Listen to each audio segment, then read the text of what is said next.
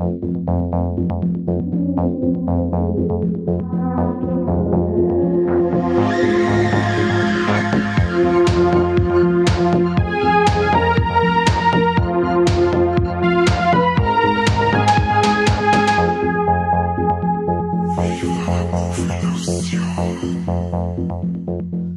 willkommen zu einer niegelnagelneuen Sendung bzw. Folge von Viva la Movielusion, dem besten Podcast der Welt. Mit dabei ist heute der Mike.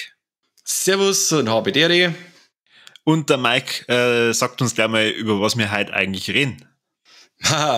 Wir reden heute über den zweiten Film von Robert Eggers, Der Leuchtturm oder im Original The Lighthouse, mit dem unglaublich guten William Dafoe und Robert Pattinson in die Hauptrollen.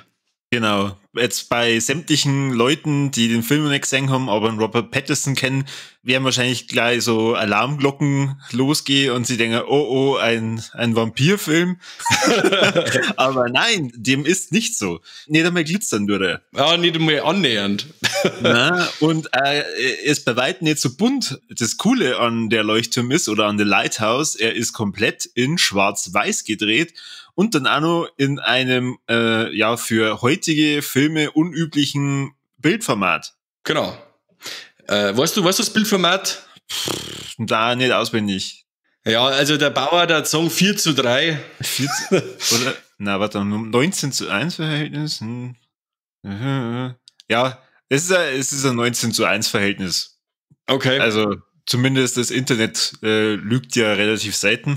Okay, wie gesagt, aber als Bauer hätte man halt früher gesagt, ja, das ist ja das 4:3-Format mit seitlich die Balken, weißt du schon, nicht um und die Balken, sondern die seitlichen Balken. Wahrscheinlich hätte es ja gereicht, wenn wir es einfach nur so gesagt haben. Aber ich habe mir halt auch noch, also ich habe mir den Film halt nochmal angeschaut, ich habe ihn vor einem halben Jahr als erstes Mal gesehen, war damals schon begeistert, habe dann zu Mike gesagt, Alter, über den müssen wir unbedingt einen Podcast machen, hat der Mike gesagt, ja, den habe ich auch gesehen, aber wir hätten vorher nochmal auf Deutsch gesehen. Ja, unbedingt. Und dann, ja, hat es ein bisschen gedauert. Ja, es ist oft so eine Sache mit den Rewatches. Oftmals kommt man nachher nicht dazu, aber wie gesagt, ich wollte auf Deutsch nochmal unbedingt sehen, weil der Slang, der da in dem Film gesprochen wird, im Original, der ist wirklich hart. Also für wirklich Englisch-Kenner und Könner, wie sagt man, die geraten bei dem Slang an ihre Grenzen. Ja, vor allem beim Willem Dafoe. Ich hab's nämlich genau andersrum gemacht. Ich habe es erst auf Deutsch gesehen vor einem halben Jahr und heute habe ich mal auf Englisch angeschaut, okay. weil ich schon sehen wollte, wie sie das machen.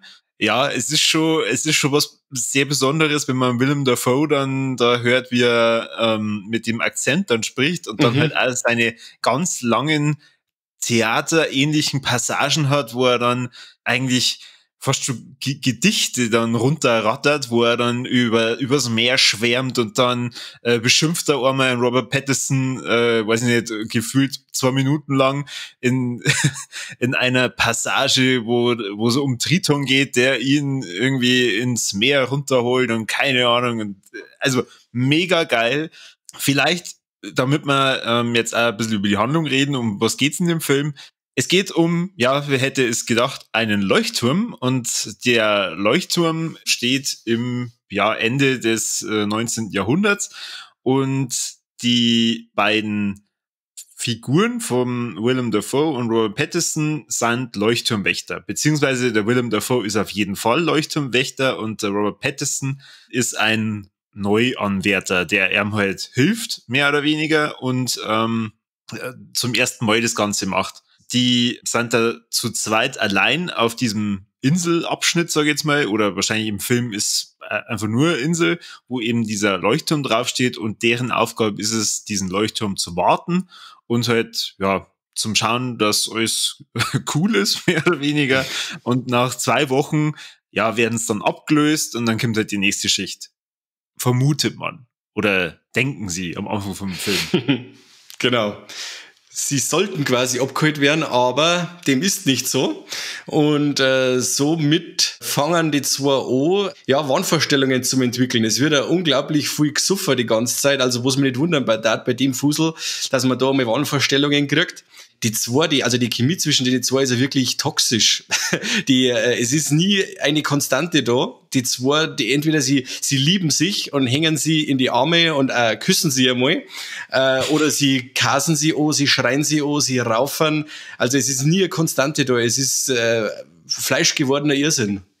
Naja, wenn du halt 2 Wochen lang mit jemandem dann beieinander bist, den du vorher eigentlich noch gar nicht richtig kannt hast, ja, und dann ja diese ganze Scheiße mehr oder weniger durchmachst, weil ja, es passiert umwettertechnisch sehr viel, aber wie du auch schon sagst, es treffen da 2 Charaktere aufeinander, die teilweise verschiedener nicht sagen können.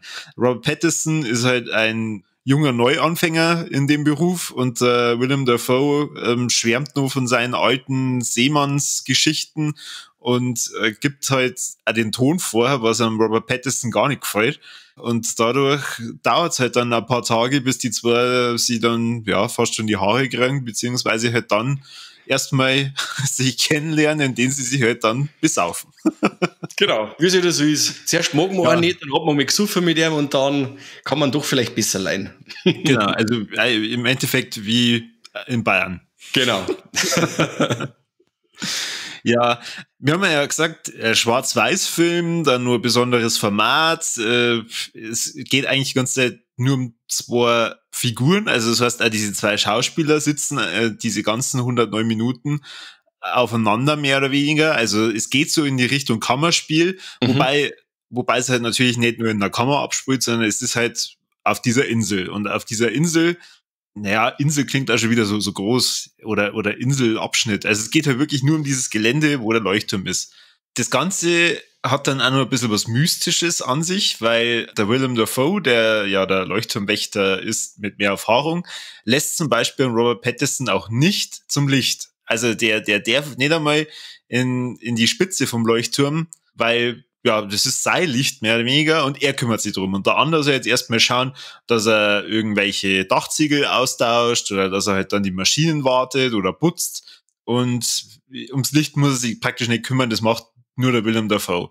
Dadurch denkt sich dann der Robert Pattinson, ja, warum? Warum dreht er mal das nicht zu? Und irgendwie möchte die ja dann da doch hoch. Und ab und zu beobachtet er halt dann, was da so abgeht und merkt dann, uiuiui, da ist irgendwas im Busch. Ja, genau. Weiß nicht, wie das du beschreiben? Ja, nein, es geht also hier. Also wie gesagt, es ist die Passage mit dem Licht, die ist ganz stark, finde ich, von der griechischen Mythologie geprägt. Wenn man sich die Geschichte schaut vom Prometheus. Wie gesagt, also ich weiß auch nicht, es ist gar zu viel, werden wir da jetzt nicht ausholen mit der Erklärung mit dem Ganzen, weil das wird doch recht spoilerlastig. Aber es steckt auf alle Fälle in dem Film mehr drin als wirklich nur ein Psychothriller. Es gibt viel mehr, es gibt viel Subtext, es gibt viel Anspielungen und ganz abstrakte Bilder, die wo dann wirklich auch wie Gemälde ausschauen. Und wenn du mich fragst, ist ja das Ganze, die Insel an sich, ein Fegefeuer. Die zwei haben da gefangen auf der Insel, ohne Aussicht auf Rettung im Endeffekt, müssen halt da jetzt miteinander auskommen. Und das Ganze ist ja fast wie ein Höllentrip für die zwei. Ja, wobei, ich glaube, das liegt halt einfach an wirklich dem, dass beide so grundverschieden sind. Irgendwie haben beide Dreck am Stecken, also das merkt man dann im Verlauf des Films. Am Anfang identifiziert man sie natürlich sehr stark mit dem Charakter von Robert Pattinson, dem Ephraim Winslow. Aber so ab der zweiten Hälfte vom Film merkt man halt dann, okay, hinter dieser Fassade steckt anscheinend mehr. Deswegen, ich glaube, es lässt mehrere Interpretationen zu. Also Fegefeuer, ja, kann ich mir auch vorstellen. Wobei ich glaube, dass das wirklich echt hart ist, wenn du da über Wochen wirklich mit halt einem Fremden auf diesem überschaubaren Fleckchen bist und ja, im Endeffekt einfach nur diesen scheiß Leuchtturm wartest, ununterbrochen. Ich glaube, dass das halt einfach voll an die Psyche halt dann auch irgendwann geht. Aber was du ja gesagt hast, jede Szene wirkt wie ein Bild, also das auf jeden Fall. Mir ist das halt auch noch mehr so gekommen, als ich dann am Ende von dem Film war. Im Endeffekt, das ist für mich eigentlich Kunst, was man sich da anschaut. Also, ich glaube, es ist nicht ein Film für jedermann. Also es ist jetzt kein Familienfilm, wo man sagt, so Kinder, setzt euch mehr auf die Couch, schauen wir uns einen schönen Film über einen Leuchtturm. Machen wir es uns gemütlich. Genau, machen wir es uns gemütlich, weil dafür sind halt auch viele Einstellungen dabei, ja, wo du halt merkst, okay, es geht jetzt gerade darum, darzustellen, dass die ein oder andere Wendung was mit ihrer Psyche macht. Dadurch, wie sie es halt immer darstellen, wie sie es spielen, wie die Kamera das Ganze einfängt, das ist für mich voll und ganz einfach nur Kunst. Auch die Musik oder die ganzen Soundeffekte, die vorkommen, einfach krass. Ja, also ich muss auch sagen, der Vorgänger von The Lighthouse, den der Robert Eggers gemacht hat, The Witch, geht für mich da in eine ähnliche Richtung. Also neben Ari Aster, der wo Hereditary und Midsommar gemacht hat, ist das für mich einer momentan von den spannendsten Regisseure, die wir haben. Die denken sich wirklich auch was bei ihren Filmen. Das ist wirklich nicht bloß ein Abspielen von Genre-Klischees und Stereotypen, sondern der möchte mit seinen Filmen wirklich was erzählen. Und das nicht nur plakativ, was du sechst auf der Leinwand, sondern es gibt bei den Filmen von Robert Eggers immer noch was sie im Subtext oder zwischen die Zeilen abspielt, finde ich. Ich glaube, dass das bei Lighthouse einfach auch nur die glückliche Fügung war, dass er einen Willem Dafoe und einen Pattinson da dabei gehabt hat, weil die beide voll Bock dann auf das Projekt gehabt haben. Mit Willem Dafoe war er schon vorher immer wieder im Kontakt und hat halt mehr oder weniger mit ihm ausgemacht, dass wenn er mal irgendein cooles Projekt hat, wo er eine anspruchsvolle Rolle dann spielen kann, dass er sich dann bei ihm rührt. Und dann hat er halt im Verlaufe von The Witch diese Idee gehabt, zusammen mit seinem Bruder über einen Leuchtturm, hat es dann einem Dafoe geschickt und der war total begeistert. Und dann haben sie halt überlegt, wer kann diesen Jungen darstellen und sind dann von Haus aus auf das gekommen, dass der Robert Pattinson auch mal zu ihm gesagt hat, er macht dann bei ihm mit beim nächsten Film, wenn er einen total verrückten Typen spielen kann. Ja, und dann hat er ihm eben einen Leuchtturm geschickt und ihm geschrieben, wen er spielen hat, und dann war der Pattinson sofort dabei. Sehr schön. Es gibt ja einige Szenen in dem Film, wo man höchsten Respekt dann vor beiden Schauspielern haben kann, weil da ist nix CGI oder so in dem Film mit dabei. Die ganzen Tiere, die vorkommen, sind echte Tiere. Also das ist schon nicht schlecht. Sie haben ja sowieso ganz viel Wert darauf gelegt, dass das Ganze so authentisch wie möglich abläuft. Sie haben ja da wirklich, ich habe mal ins Making-of ein bisschen reingeschaut, Sie haben geschaut, dass wirklich 1:1 dieselbe Einrichtung haben, also das Mobiliar, dass die Kleidung authentisch ist, eben auch die Kameras, die meine ich haben auch wirklich Kameras aus zu der Zeit, wo Nosferatu draht worden ist, in die 20er Jahre meine ich oder sowas. Also sie haben da wirklich akribisch drauf geschaut, dass der Film wirklich so produziert wird, wie er auch um die Jahrhundertwende draht worden wäre. Mit dem natürlich sehr geilen Effekt, dass die ganzen Darstellungen von den Gesichtern sehr, sehr deutlich umgekommen. Also man sieht teilweise jede Falte, jede Pore im Gesicht, was du halt bei normalen Filmaufnahmen so gar nicht richtig wahrnimmst. Das kommt da viel krasser rüber. Ja, ich finde es allein schon Wahnsinn, dass diesen Leuchtturm komplett aufgebaut haben. Also ich habe halt gedacht, okay, die werden sich wahrscheinlich da irgendwo einen Leuchtturm gesucht haben, der halt mehr oder weniger passt, der halt auf so einer Inselspitze da liegt, aber nein, die haben den echt, oder diese komplette Anlage komplett nur für den Film aufgebaut. Das finde ich schon krass. Auf jeden Fall. Also du hast das Making-of auch geschaut? Ja, gerade ein bisschen reingelunzt. Es war dann schon recht spät, wo ich ihn gesehen habe, und ich habe dann gerade ein bisschen am Anfang reingeschaut. Ganz habe ich es nicht gesehen gehabt.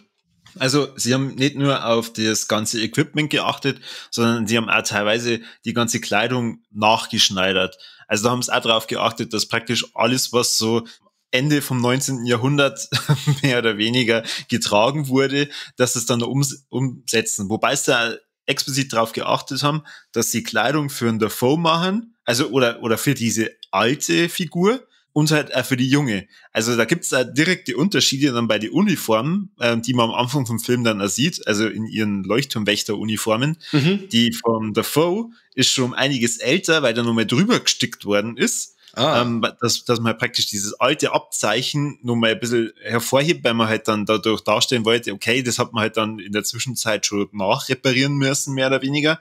Und die von Pattinson ist halt komplett neu. Und das ist schon cool. zum Beispiel bei der Unterwäsche haben sie da drauf geachtet, dass halt der Pattinson mehr oder weniger da eine up-to-datere Unterwäsche hat, wie der Dafoe. Okay. Also für die ganzen Unterwäsche-narrischen, ihr könnt euch da austoben bei dem Film, da werdet jetzt auf jeden Fall auf die Unterschiede dann draufkommen. Ja, na wirklich, also mein Respekt und auch, wie gesagt, die darstellerische Leistung vom Dafoe und vom Pattinson ist wirklich Wahnsinn. Also ich hätte vielleicht auf eine Oscar-Nominierung spekuliert gehabt vom Dafoe, wobei es Genrefilme an sich ja oft schwierig haben bei den Academies, aber wirklich die zwei spielen sich dermaßen an Wolf, das ist irre. Also das ist wirklich eine wahre Freude, denen zwei zum Schauen, wie sie gegenseitig das Leben zur Hölle machen.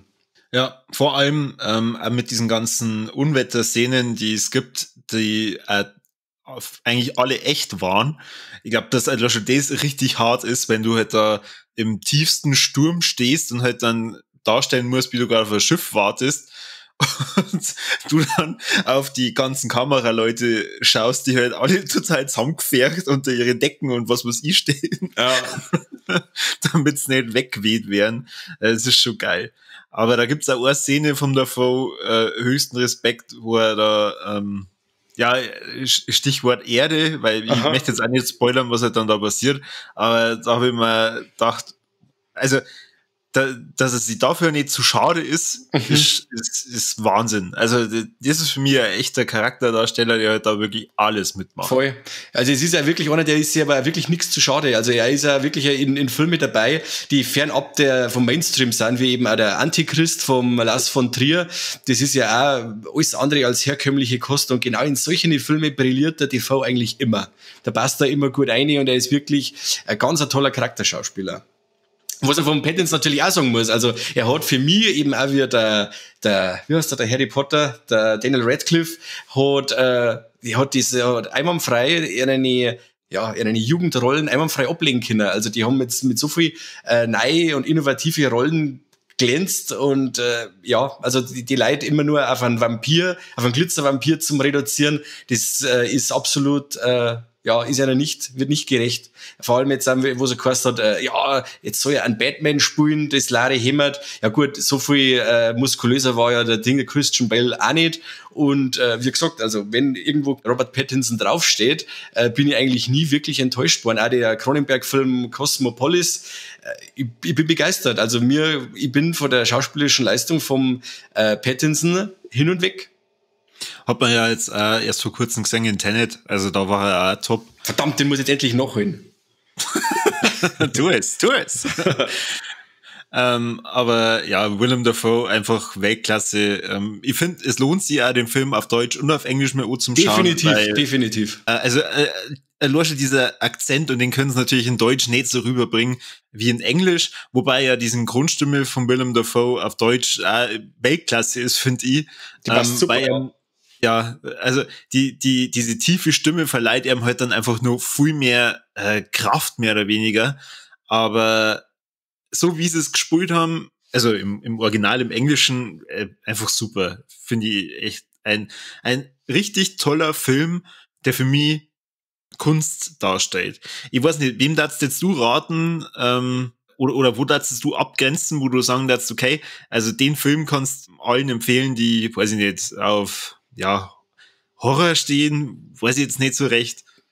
Ja, man soll jetzt schon ein wenig eine Affinität zum Genrefilm mitbringen, meiner Meinung nach, weil es doch wirklich, also der Tatortschauer, der wo wirklich nur normale Fernsehkost bevorzugt, der wird auf alle Fälle mit dem Film seine Probleme haben, weil er da doch zu sperrig ist.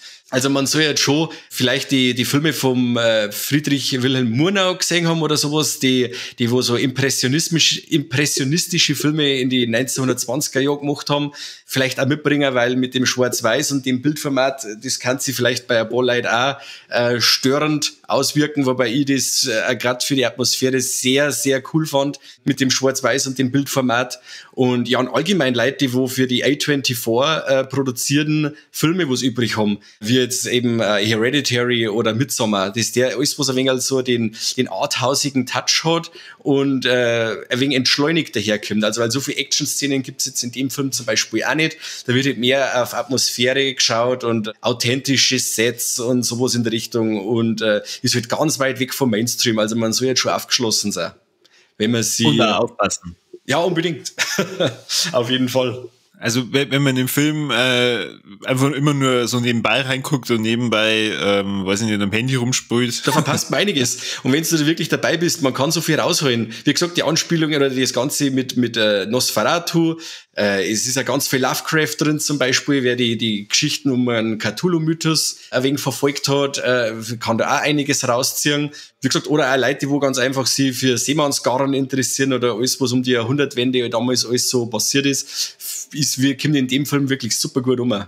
Ja, ich glaube, man muss einfach das Ganze sich vielleicht mal auf YouTube anschauen, dass man sich einen Trailer mal gibt und selber dann auch entscheidet, okay, ist das was für mich oder nicht.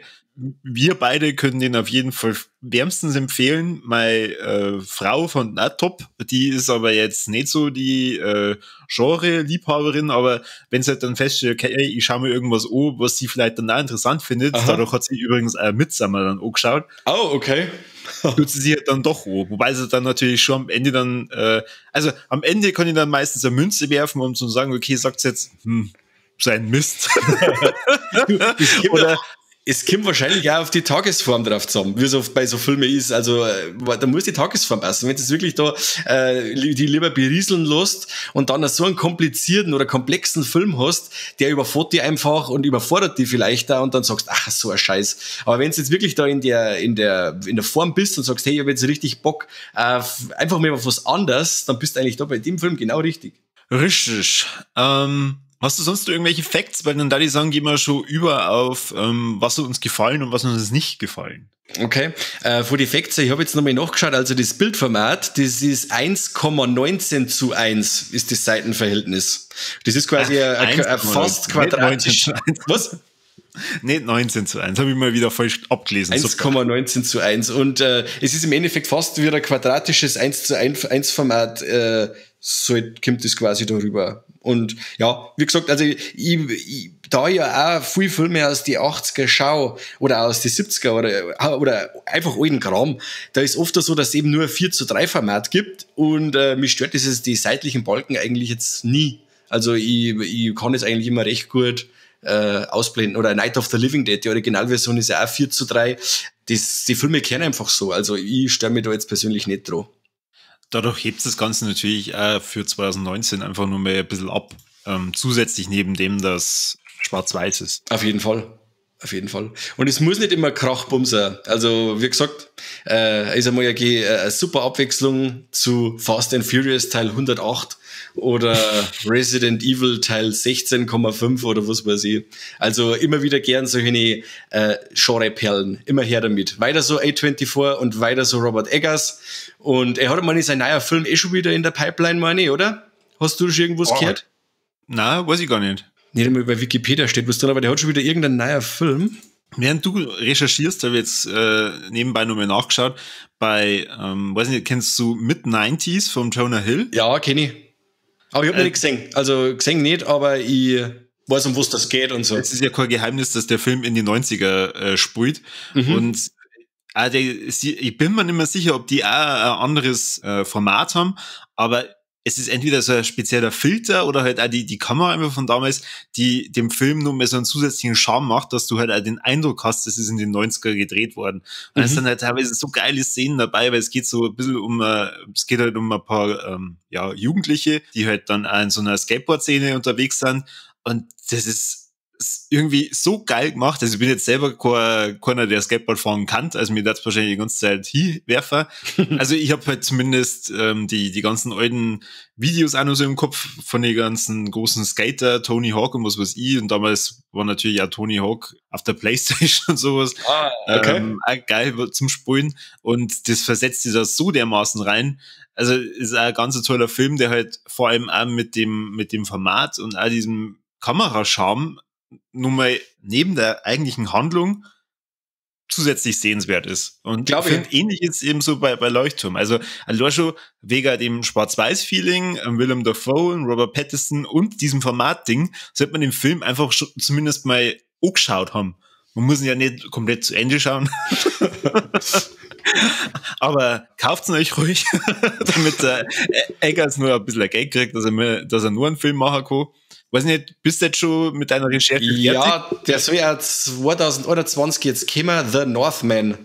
Und wenn man sich da die Besetzungsliste mal so ganz leicht überfliegt, da haben wieder Namen dabei wie die Anya Taylor-Joy, den man eben aus besagten The Witch erkennt, ein Alexander Skarsgård, Björk, Bill Skarsgård, Nicole Kidman. Und es wird ein historischer Thriller, spielt im 10. Jahrhundert. Ja, ich bin dabei. Also es klingt so, wie wenn irgendwelche Nordmänner Nicole Kidman kidnappen. Ah, ja, kann sein. Wer weiß. Aber ich bin dabei auf jeden Fall. Jetzt ruft mir wahrscheinlich gleich der Eggers an und beschimpft mich, was mir einfällt, dass ich seinen Film einfach spoiler. Du Suppenkasper, da geh her. Was hat er bei dir bei Letterboxd gekriegt?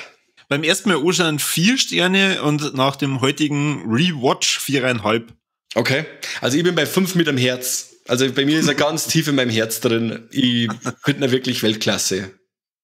Ja, ich muss sagen, beim ersten Mal anschauen habe ich mir ich glaube, ich habe mir davor nur The Favorite angeschaut und da war einfach die Handlung von The Favorite nur so präsent, weil der ist auch top, dass dann irgendwie Leuchtturm in dem Moment einfach ein bisschen schlechter abgeschnitten hat, aber heute nach dem Rewatch und ich glaube, man muss den Film auch fast dann zweimal gesehen haben, damit man ganz kapiert, damit man halt noch mehr auf ein paar andere, wie soll ich sagen, Details einfach achten kann.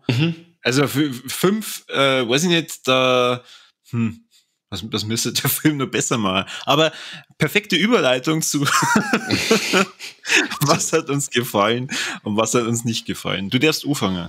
Okay, was hat uns gefallen? Das ist jetzt ganz gut, weil mir hat alles gefallen. Das Gesamtkunstwerk ist einfach, ja, der Film ist ein Gesamtkunstwerk, mehr kann ich nicht sagen. Also, das ist ein Guss. Wenn ich jetzt sage, die schauspielerische Leistung war super, die Musik war super, alles, Freunde, mir hat bei dem Film wirklich alles gefallen. Also, es ist schwierig und bei den negativen Sachen, ja, hab ich nix. Es tut mir leid, diesmal bin ich da total pragmatisch. Also, mir hat alles gefallen und nichts nicht gefallen. Es tut mir leid. Was? Ja. Das kann ich gar nicht sagen. Jo, wirklich. Also es ist nicht einmal mehr Monster-Action irgendwie. Nein, gar nicht. Das passt so. Ich brauche da nicht mehr. Es ist man muss da ein bisschen reinkommen zuerst. Ich habe einen The Witch zum Beispiel im Fantasy Filmfest gesehen, 2015 oder 16. Der hat mich total überfordert. Also der Trailer hat mir einen zweiten Conjuring oder Insidious Richtung hat mir der versprochen. Und ich bin da rein ins Kino und hab mir gedacht, jetzt kommt ein Jumpscare-Fest hoch 8. Und was war? Nix. Es war nicht einmal annähernd das, was der Trailer versprochen hat. Und ich bin auch vom Kino raus und hab mir gedacht, ich weiß nicht, was ich jetzt von dem Teil halten soll. Ich bin dann auch nochmal wirklich bei uns in Plattling ins Kino und hab mir dann nochmal auf Deutsch angeschaut. Und dann ist bei mir erst der Knopf aufgegangen. Und ich hab dann wirklich auf diese meine Liebe für solche Filme entwickelt, die wo wirklich nicht alles von Haus aus vorkauen, die ein wenig fordern an Zuschauer, die wo nicht nur mit Effekte überladen sind, die wo nicht nur auf Jumpscares setzen, das ist einfach einmal was anderes, was Frisches, was nice mag ich nicht sagen, weil, wie gesagt, hat ja auch Filme gegeben wie Der Exorzist zum Beispiel, der ja ähnlich funktioniert und ich bin da genau in meinem Element, das ist genau mein Genre, genau mein Film, genau mein Regisseur. So stelle ich mir das vor. Das heißt, der Robert Eggers hätte in dir einen Freund gefunden. Auf jeden Fall.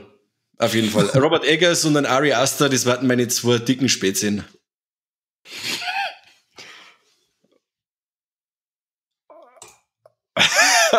Ja, da bin ich leider weg. Und wie schaut's bei dir aus? Ja, ich habe mir jetzt gerade überlegt, was sage ich denn dann wegen Monster-Action und so? Ich meine, er hätte natürlich bei mir 5 Sterne gekriegt, wenn im Hintergrund der Godzilla nur auf einmal auftaucht war. Oder zumindest der Cthulhu, wenn wir schon beim Lovecraft sind, oder? Ja, oder halt beide, die dann gegeneinander kämpfen. Und Regie dann Roland Emmerich. Das Finale hat dann Roland Emmerich inszeniert. Ja, genau, richtig. Dann kennen wir nur die Aliens. Ich muss auch sagen, ich tue mir wahnsinnig schwer, irgendwas Negatives zu finden, weil der Film ist für mich ein Kunstwerk. Ich habe es vorhin ja schon gesagt, allein schon dieses Bildformat, das Schwarz-Weiße, die Darstellung, einfach grandios.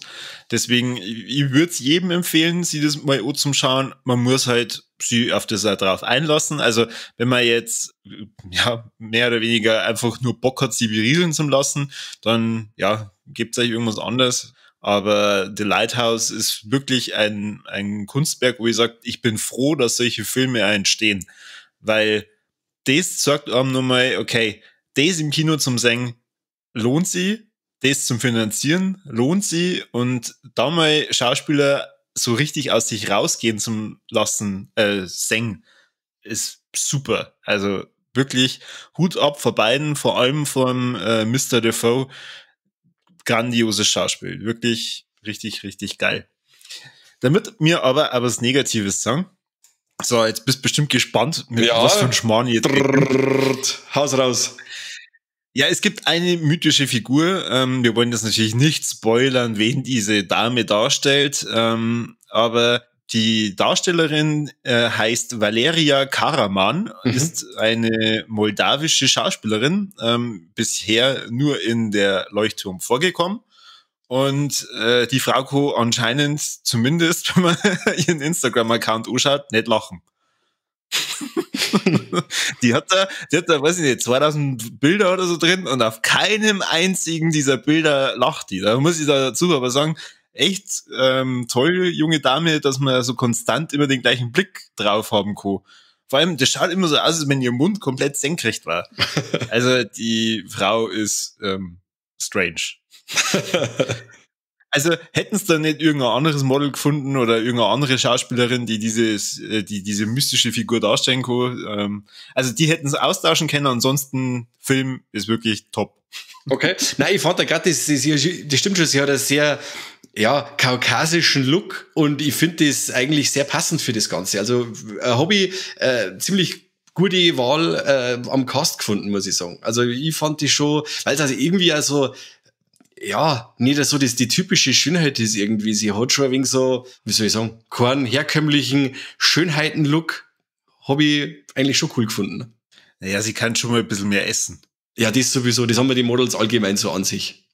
Dass die ja mal einen Schnitzel vertragen können. Ja, doch, stimmt, da steht sie so Model. Ja, okay. Ich nehme alles zurück. Wunderschöne Frau, wirklich. Nein, du musst nichts sagen, das sagt jeder wieder anders. Nein, ich nimm sie nicht zurück.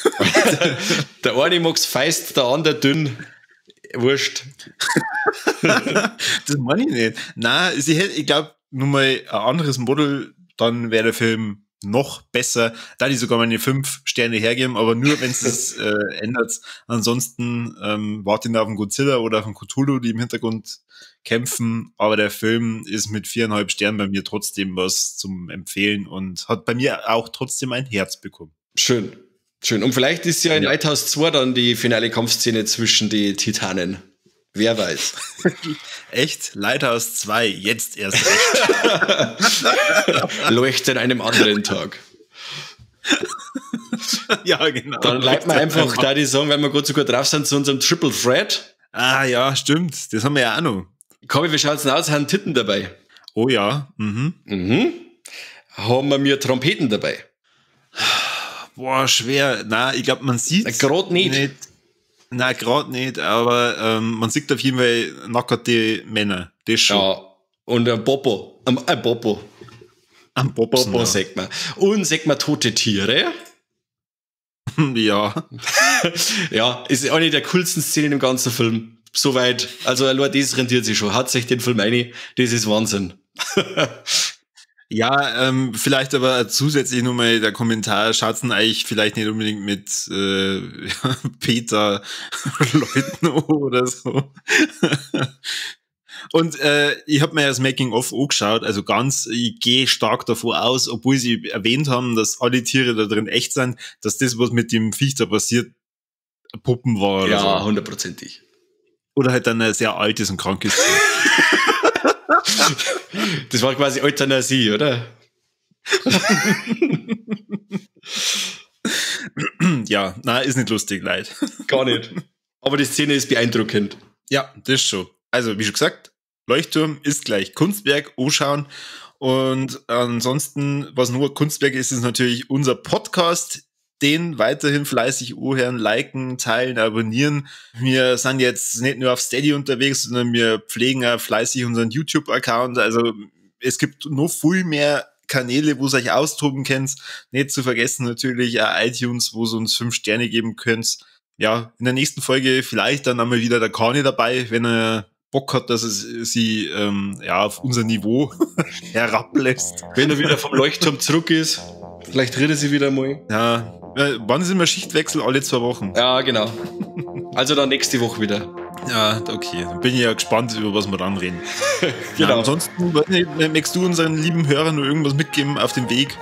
Na, eigentlich nicht. Macht's es gut, bleibt's gesund. Bis zum nächsten Mal. Servus. Bis dann beim besten Podcast der Welt.